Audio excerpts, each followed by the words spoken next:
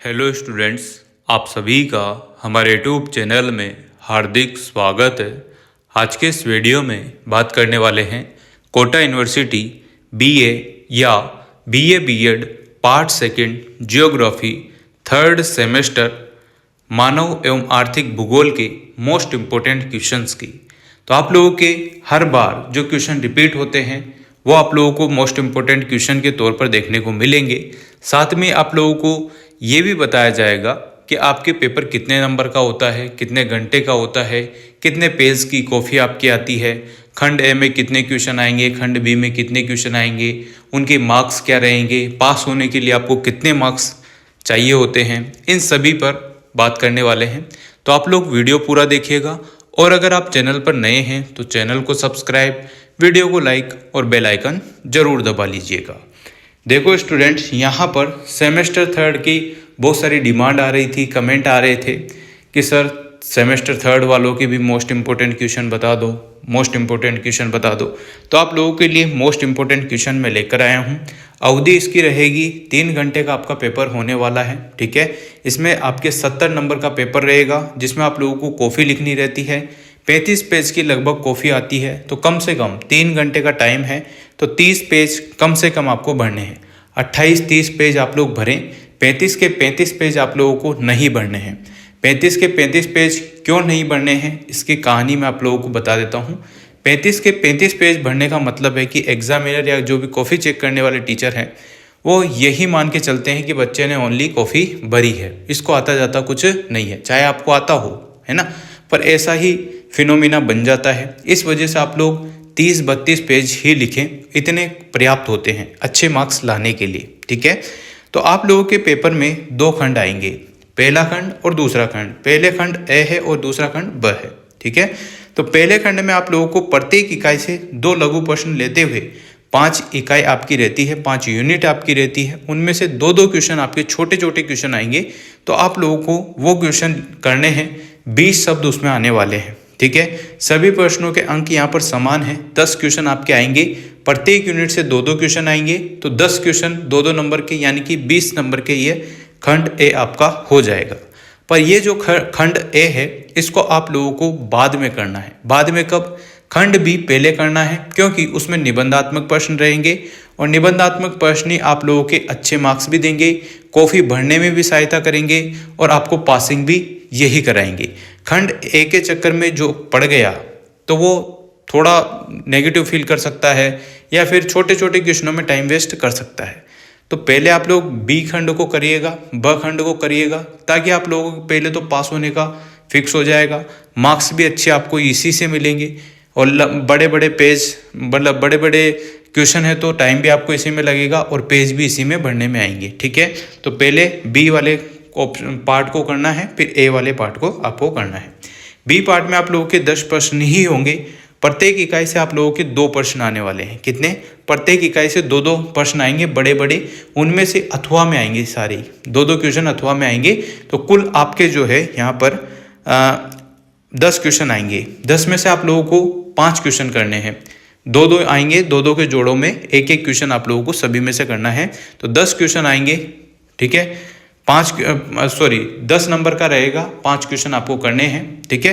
50 number का आपका रहेगा। लगभग इसमें आपको 400 शब्द लिखने हैं। 400 शब्द का मतलब है दोनों तरफ के मिलाकर आपके जो है 2 पेज, ठीक है। दोनों तरफ के मिला के 2 पेज हो गए, या फिर ऐसे एक पेज की काउंट करते हो तो 4 पेज कम से कम आपको लिखना ही है। 5 आप लिखेंगे, अगर आपकी स्पीड अच्छी है लिखने की, 5 आप पेज लिखते हैं तो बहुत अच्छी बात है, बहुत अच्छे ही मार्क्स आपके आने वाले हैं, ठीक है ना। तो इस प्रकार से आप लोग ध्यान रखिएगा, 5-5 पेज कम से कम लिखोगे तो आराम से आपकी हेल्प हो जाएगी।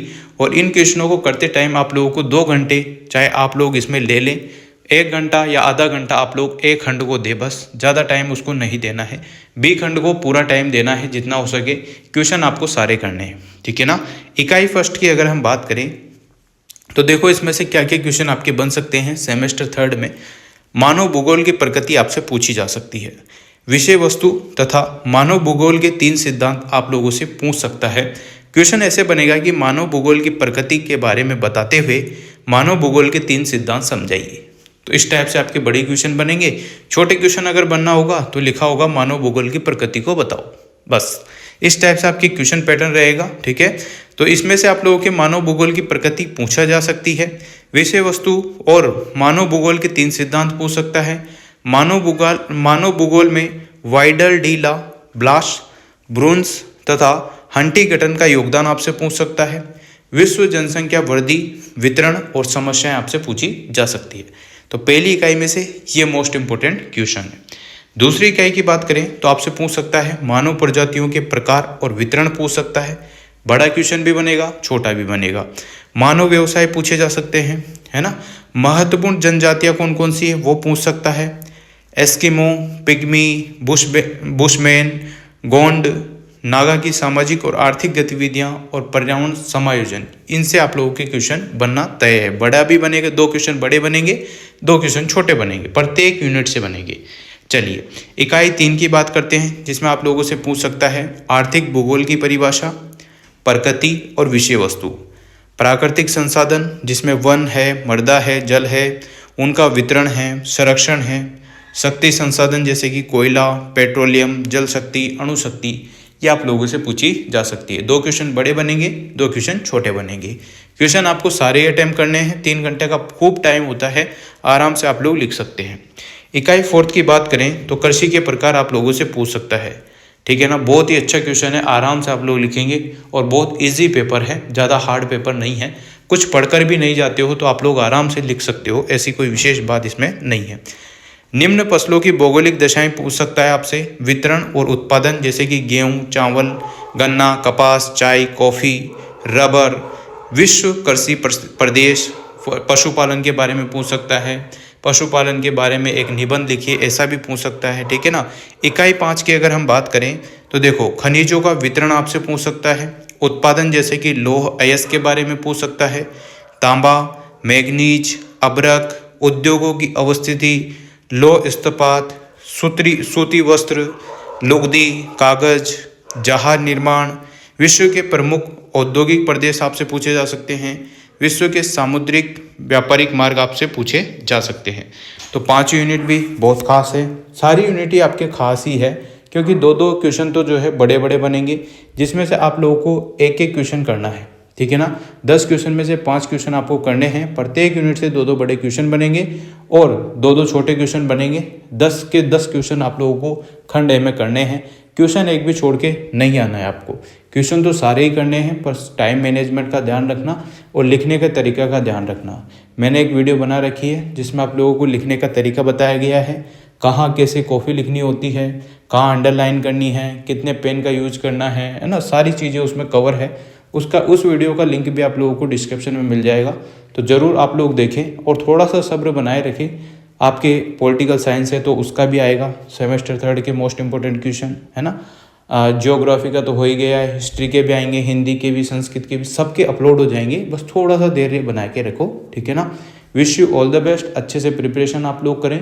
एग्ज़ाम ज़्यादा दिन दूर नहीं है, जल्द एग्ज़ाम आप लोगों के होने वाले हैं। अप्रैल में लगभग आप लोगों के एग्ज़ाम स्टार्ट हो जाएंगे। तो वीडियो आप लोगों को अच्छी लगी हो तो like, comment, share and subscribe. Thanks for watching.